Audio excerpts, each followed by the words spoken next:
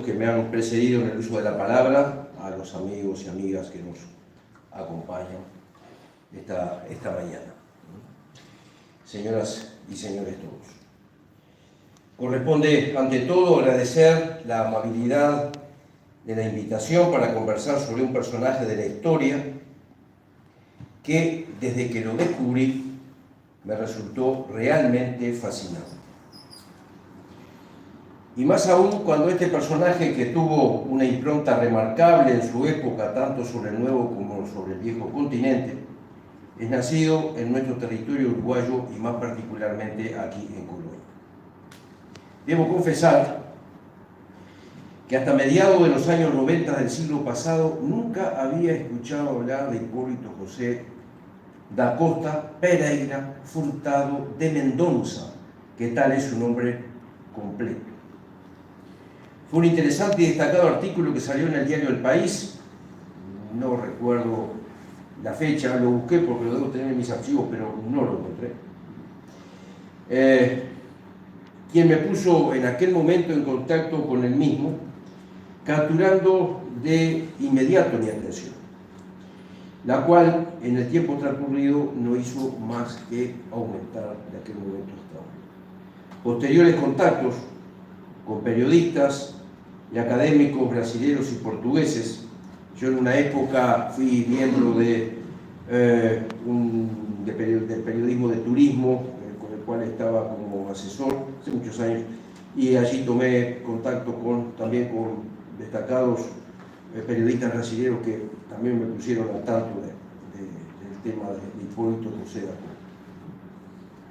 Y también con el tiempo tuve contacto con académicos portugueses que realmente me fueron nutriendo sobre este personaje que es considerado oficialmente en Brasil, como decía Cristian hace un momento, como el patriarca de la prensa brasilera, y también reconocido en Portugal como un personaje avanzado del pensamiento liberal y como un pionero en la organización de la francmasonería en aquel país, el tema sobre la francmasonería que habló Miriam también.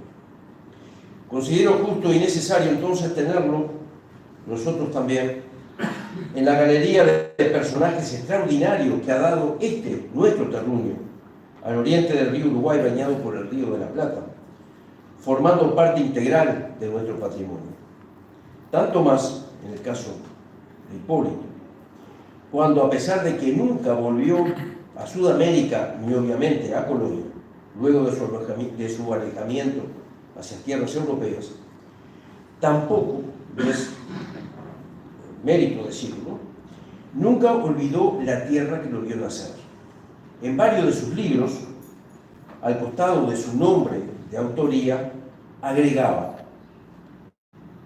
el nombre y agregaba natural de Colonia del Sacramento en el Río de la Plata. En el título de esta charla señalo que Hipólito fue un hombre de la Ilustración. Por lo tanto, voy a comenzar comentando a qué nos referimos cuando hablamos de la Ilustración y a enumerar algunos de los rasgos principales de nuestro personaje como para definirlo como un hombre ilustrado. Alguna de estas cosas ha sido dicha anteriormente también por quienes me precedieron en el uso de la palabra, pero no está de más que yo haga este resumen igualmente.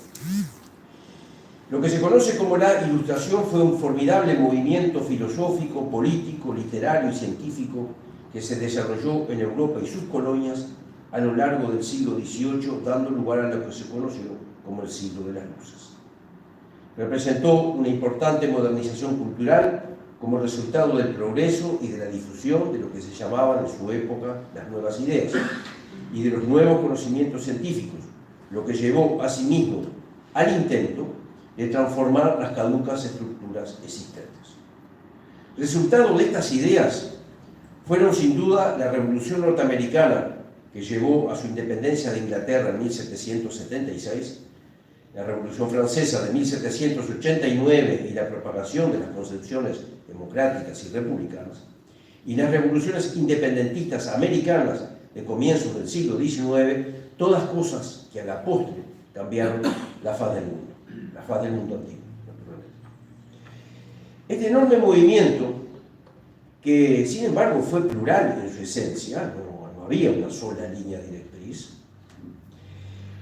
Supone un gran movimiento de ideas, plural, a veces caótico incluso, pero ese movimiento, su esencia, aún perdura hasta hoy en muchas de sus consecuencias e ideas fuerzas, como las de libertad, democracia, derechos humanos, justicia, igualdad, que siguen inspirando a muchos movimientos sociales y políticos de la actualidad.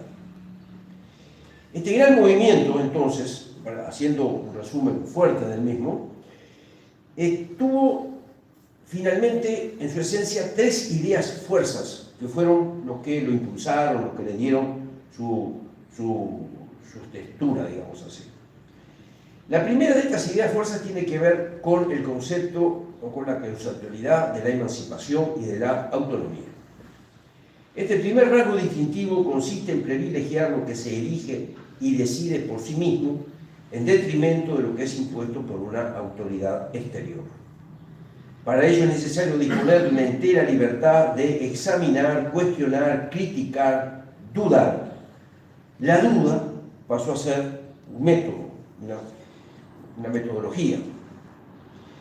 Y así entonces, a partir de ese momento, a partir de estas ideas, todo dogma y toda institución finalmente pierde su sacralidad porque puede ser puesta en cuestión. Y tuvo una serie de consecuencias prácticas, teóricas y prácticas, como lo vamos a ver. Primeramente, la liberación de la autoridad religiosa. Se rechazaba la sumisión a preceptos cuya única legitimidad provenía de una tradición atribuida a los dioses o a los ancestros.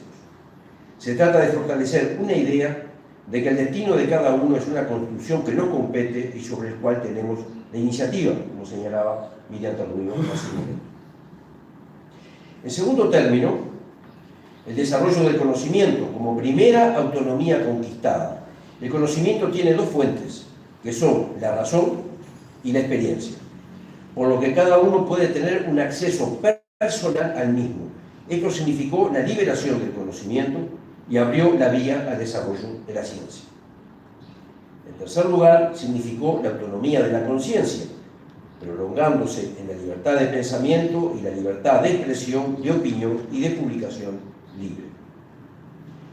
En cuarto lugar, esa autonomía transforma también la sociedad política al proclamarse la separación de lo temporal y de lo espiritual, conduciendo hacia dos exigencias resultantes: el de la soberanía, la fuente de todo poder está en el pueblo y nada es superior a la voluntad general, y a su vez el de la libertad de los individuos en relación al poder del Estado.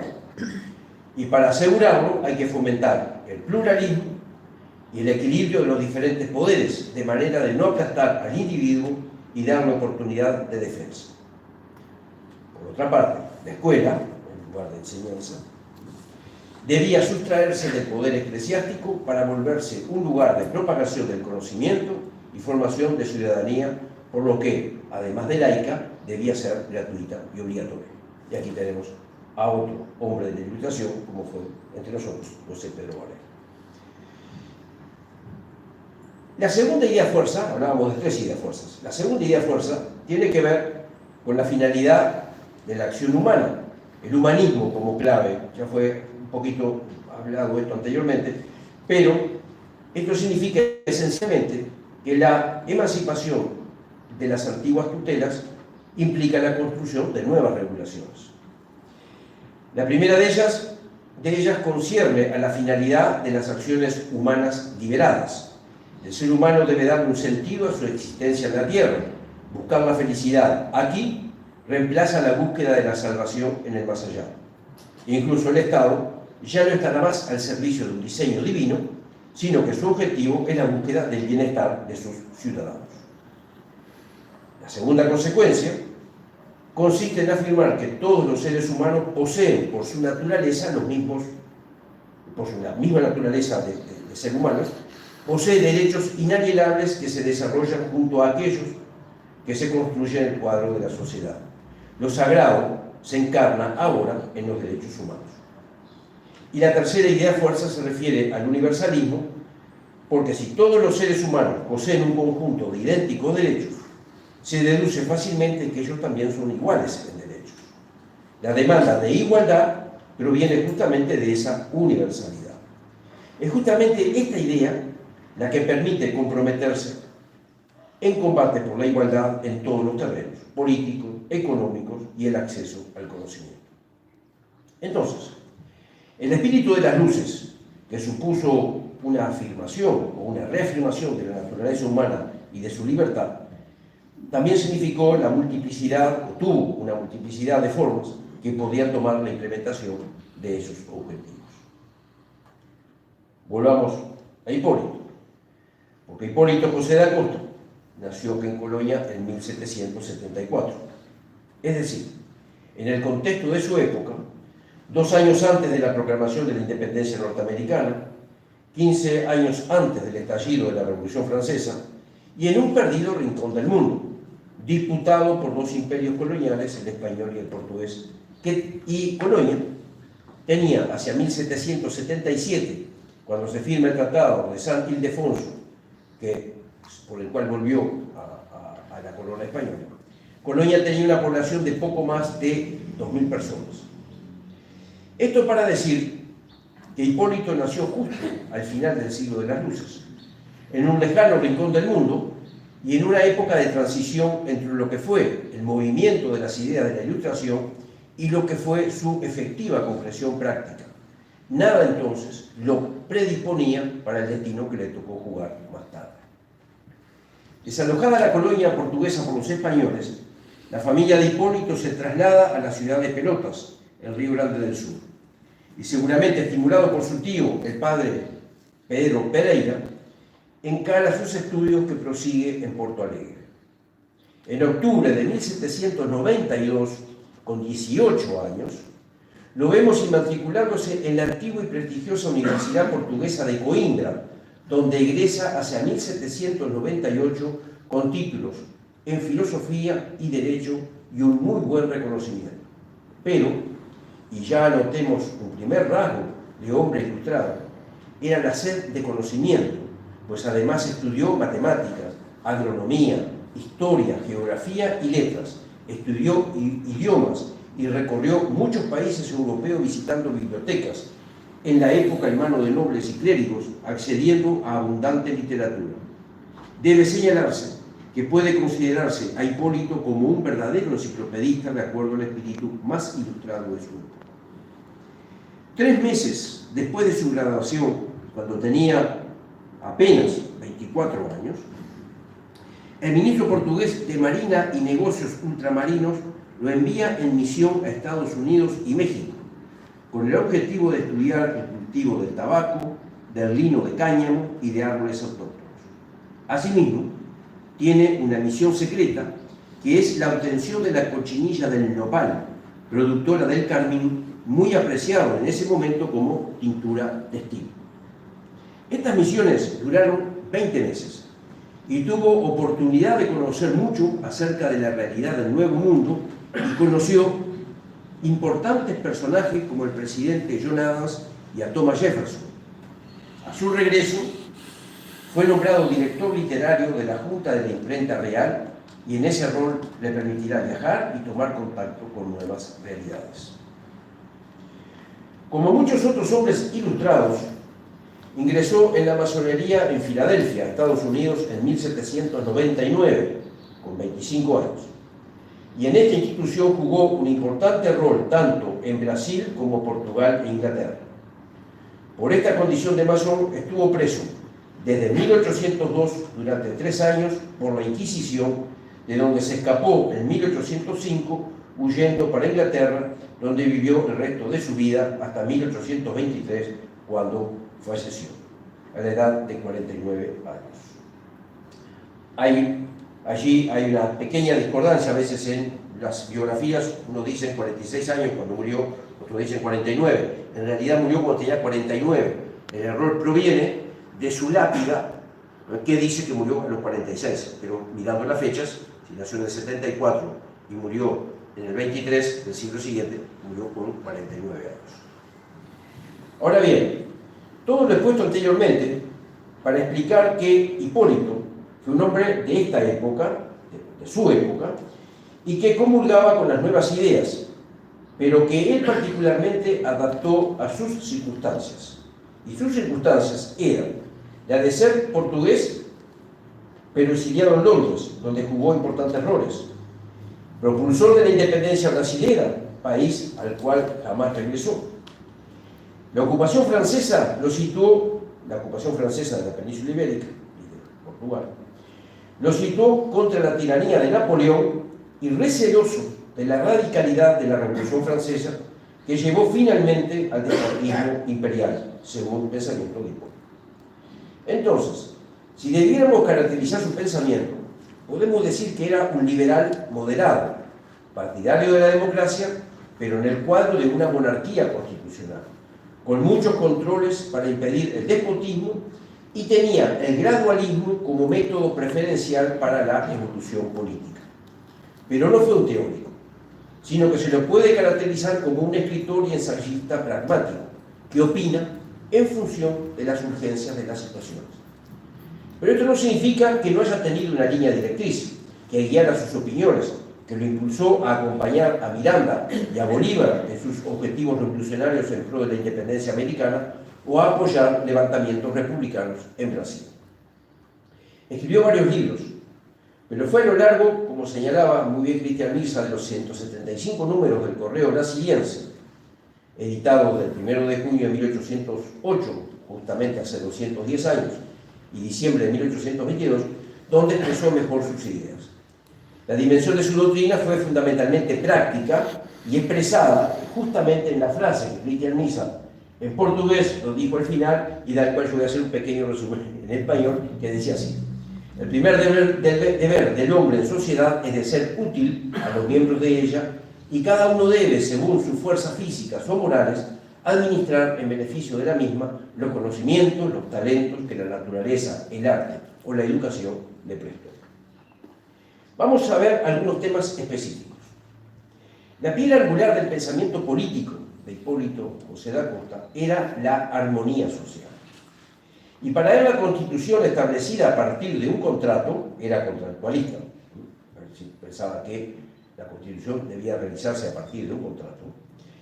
Debía ser la garante de los diversos factores concurrentes que podían hacer fracasar la armonía.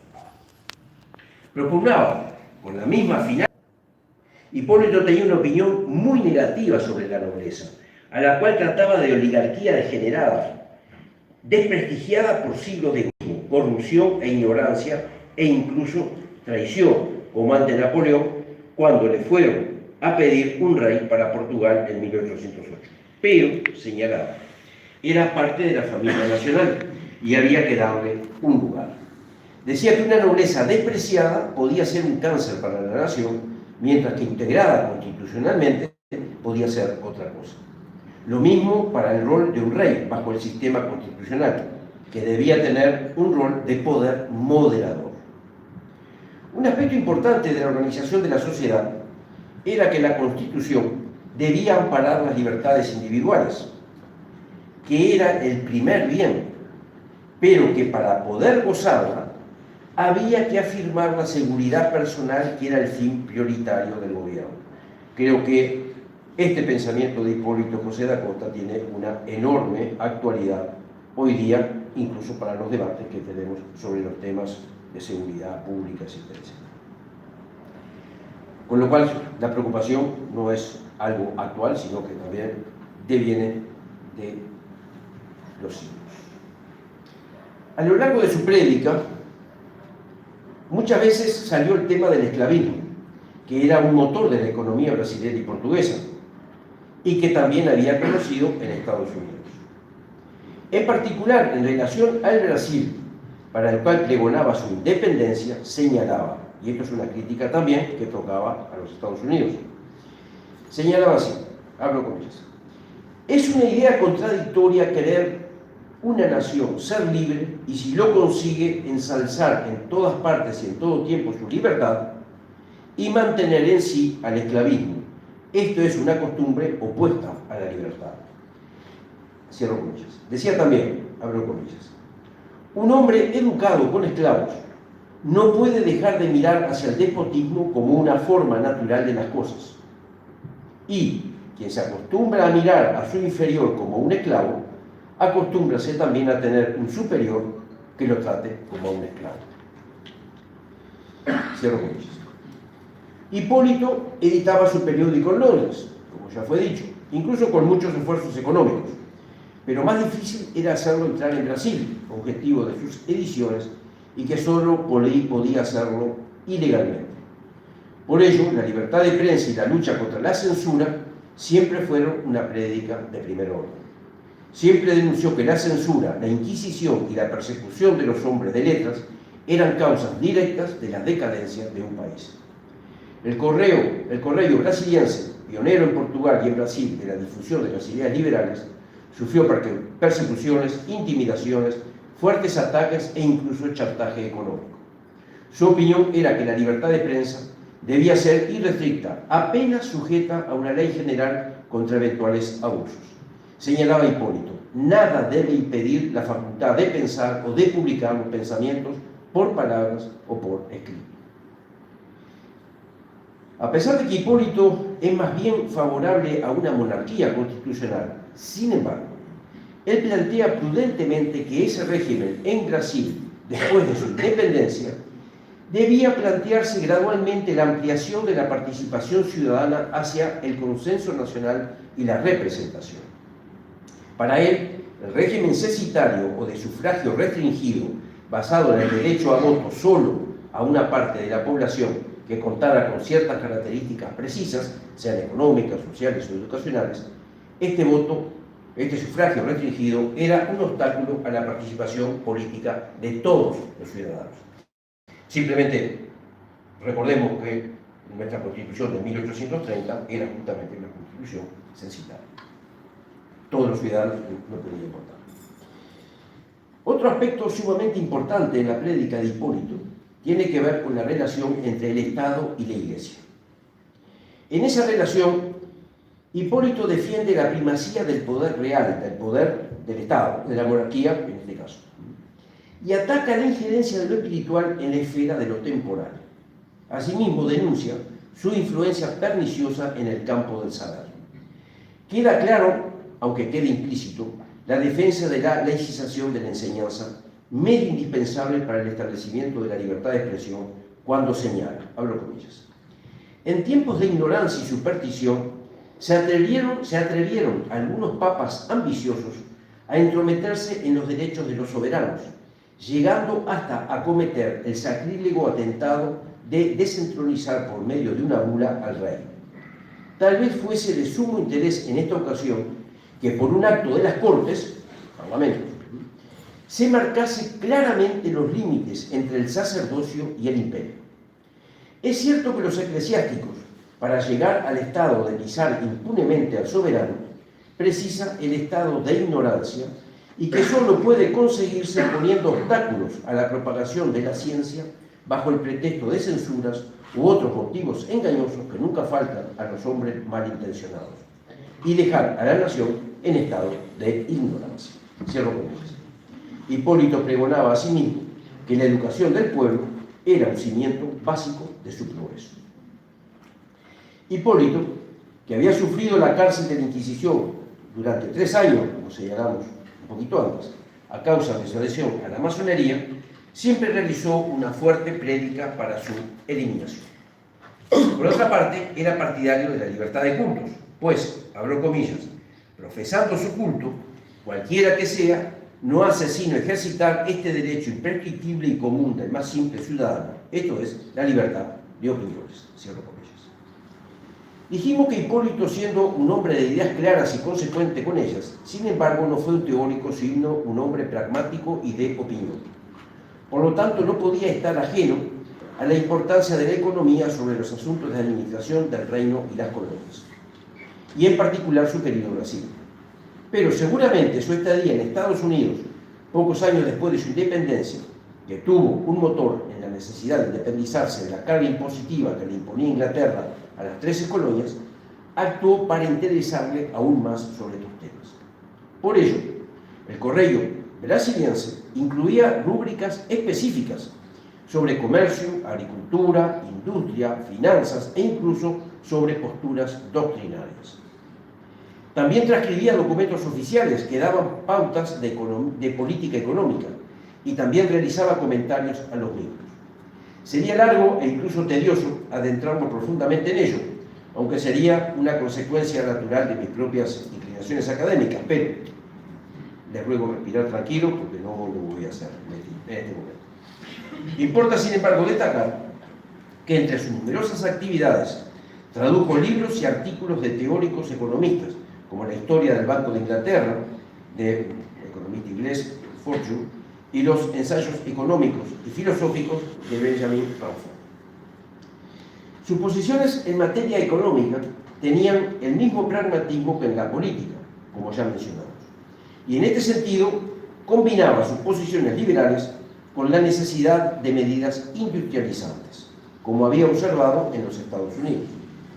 Sin perder de vista que estaba viviendo en Inglaterra, que impulsaba el libre comercio y la libertad de puertos, recibiendo protección de este país contra las persecuciones en Portugal, y con cuyas grandes líneas tenía un acuerdo básico. Sin embargo, Hipólito, frente a la propuesta de tratado de libre comercio que estaba en conversaciones entre Brasil e Inglaterra, y antes de firmarse, como ocurrió en 1810, Hipólito manifestó que ese tratado, tal como se insinuaba, solo beneficiaba a Inglaterra. Y al mismo tiempo aconsejaba algunas políticas industrialistas de desarrollo endógeno bajo cierto proteccionismo para desarrollar la industria brasileña incipiente. Criticó a los negociadores brasileños, señalando que no solo eran ignorantes, sino que actuaban para hacer agradable a los ingleses. Con esta crítica, Hipólito inaugura una postura económica que será adoptada por Brasil, todo el tema alrededor del proteccionismo, ¿no? Y lo será de largo aliento durante todo el siglo XIX y llega incluso hasta hoy día. De esta manera, Hipólito, que era un liberal, sin embargo, su posición fue la del buen sentido y pragmatismo, poniendo el interés nacional brasileño por encima de cualquier consideración teórica o doctrinaria. Y esto porque la visión de Hipólito era hacer que Brasil era la de ser, la visión de Hipólito era la de ser, que Brasil dejara de ser una colonia para ser una nación, y si era posible, una gran nación. Bien, hasta aquí llegamos. Mucho más podríamos hablar de Hipólito, un patriota brasilero y americano, que finalmente vivió 31 años de su vida fuera de Brasil y de los cuales 18 años exiliado en Inglaterra hasta que murió en 1823. Hipólito fue un auténtico exponente de los valores de la Ilustración. Sus ideas y sus propuestas, por supuesto, fueron controvertidas y sometidas a debate. Pero lo importante es que siempre fue fiel a sus valores esenciales, aquellos que lo llevaron a abrazar un liberalismo lúcido, con fuertes dosis de pragmatismo, en un objetivo que fue el de construir la nación brasileña. Fue un hombre con libertad de espíritu, de fuertes convicciones, de una gran inteligencia y ávido de conocimiento. Sin embargo, todas sus mejores energías las dedicó a su combate en pos del objetivo de la independencia de Brasil. Tal es así que una vez declarada la independencia el 7 de septiembre de 1822, publicó el último número del Correio Brasiliense el 1 de diciembre de 1822. No pudo jugar ningún rol en ese nuevo periodo histórico por el cual tanto había luchado, pues muere 9 meses después, el 11 de septiembre de 1823. Él podría haber tomado control de sus propiedades en Río Grande del Sur. Podría haber sido un gran empresario, pues inteligencia, conocimiento y espíritu de emprendimiento no le faltaban. Podría haber sido un muy importante funcionario del reino y encontrar allí su desarrollo. Pero no. Prefirió su combate por la libertad, fundando el primer periódico brasilero, postulando la independencia y la construcción de una nación democrática. Tenía sensibilidad social, estaba contra el esclavismo, creía que la educación era fundamental para la libertad de la sociedad brasileña, promulgó el laicismo.